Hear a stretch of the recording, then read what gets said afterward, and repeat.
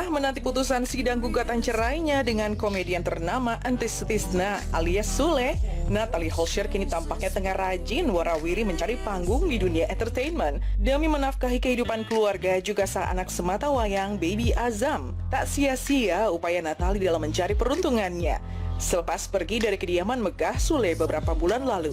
Dan Eko Patrio menjadi salah seorang yang siap menaungi Natalie untuk bergabung bersama perusahaan yang bergerak di bidang entertainment miliknya. Dan rupanya tak hanya sekedar mengenal sosok Natalie sejak remaja. Suami dari Fiona Rosalia itu mengaku mengenal baik Oma Natalie yang kini menetap di Amsterdam. Dan rupanya Eko telah mendapat pesan menyentuh dari sang Oma yang lantas meminta bantuan untuk beri kesempatan pada Natalie dan adik-adiknya bergabung meniti karir di dunia entertainment lewat perusahaan yang dinaunginya.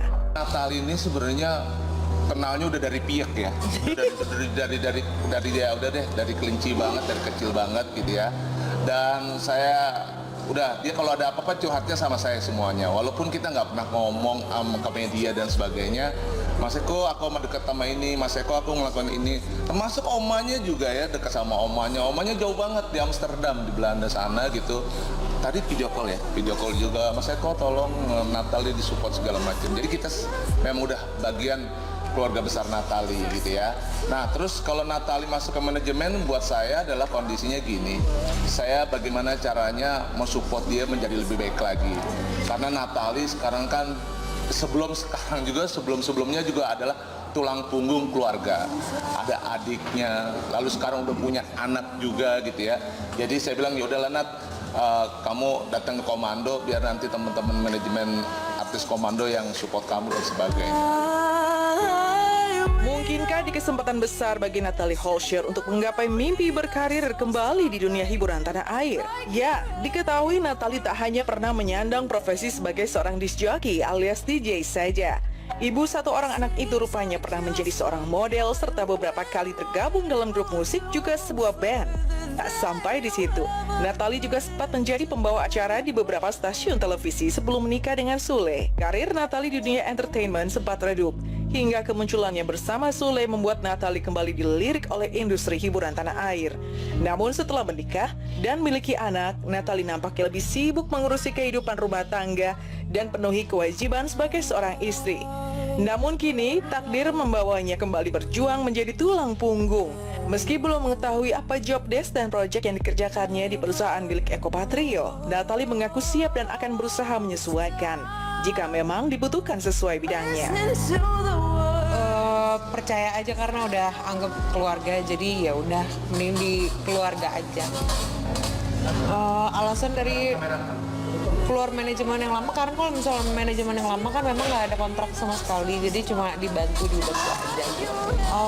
Belum tahu mau bikin apa Mas Kalau Eko. proyek apa aja ya di sini pokoknya yang penting Natalie dibuat nyaman dulu ya. Terus kalau kedepannya pasti kita berharap dia bisa, karena orang entertain juga ya pasti ya ngeklik lah sama di kita gitu, di entertain juga gitu ya. Jadi dia bisa nanti nge-host, bisa juga membesarkan YouTube-nya dia. Lalu juga ini kebetulan juga saya bukan support Natalie aja, tapi adiknya juga kita support juga, suaranya bagus banget. Lalu juga yang lainnya lah nanti kita akan bantu dan sebagainya. Kendati belum pasti melangsungkan proyek apa setelah resmi bergabung di perusahaan Eko Patrio, Natalie rupanya sudah dilirik salah seorang musisi dan telah dibuatkan sebuah lagu untuk dinyanyikan Natalie, mengingat dirinya punya sepak terjang di dunia tarik suara. Sebelum saya bocorin ya, ada pencipta yang mau ngasih lagu dan dia lagunya terkenal banget dibawain nama Krisdayanti. Nah ini udah mulai, udah ada gitu ya. Jadi nanti kedepannya kita akan lakukan yang terbaik lah buat Natalie gitu ya. Yang penting poinnya satu sih buat saya ya, ini yang paling penting banget gitu ya.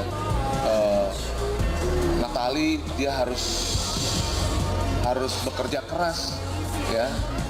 Agar apa? Ya pasti kan karena dia udah punya beban gitu ya, punya anak dan punya adiknya, adik-adiknya gitu ya. Itulah yang harus kita support dan harus kita bantu gitu loh. Kalau Eko Patrio bantu pribadi mah udah pasti, tapi kan dia nih jiwanya adalah jiwa mandiri banget gitu loh. Kalau punya kemampuan kenapa harus menggunakan tenaga orang lain, itu yang dia lakukan. Meski mengaku telah siap bergabung di perusahaan milik Eko, Natalie yang juga banyak tawaran masih sering kali bimbang mengambil job lantaran masih penuhi kewajibannya mengurus Azam sang putra. Yang terlalu berat-berat kan kita lihat juga kan udah ada anak sekarang gitu. Jadi sekarang ini masih difilter.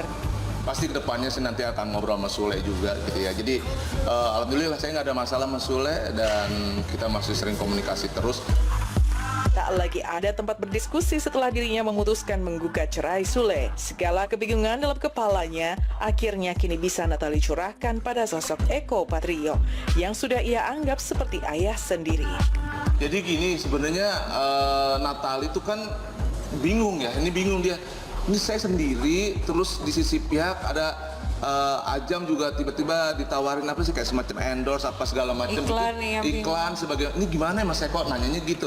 Ya udahlah pokoknya udah kita urusin semuanya segala macam, udah pokoknya kamu kerja kita ngurusin administrasinya, kita ngurusin masalah berkaitan dengan honor kamu apa dan sebagainya, pokoknya kamu udah kerja aja deh gitu. Tapi yang penting banget itu adalah bagaimana caranya Ajam juga tidak terganggu ya gitu ya. Biarkan dia menjadi anak yang sebagaimana adanya gitu. Yang penting emaknya yang kerja gitu. Tak ingin patah semangat, meski pernikahannya hampir kandas, Natalie dengan semangat dan kemandiriannya berusaha tegar dan kembali menata hidup demi masa depan yang lebih baik bersama Azam dan adik-adik tercinta. Insya Allah saya tangguh ya.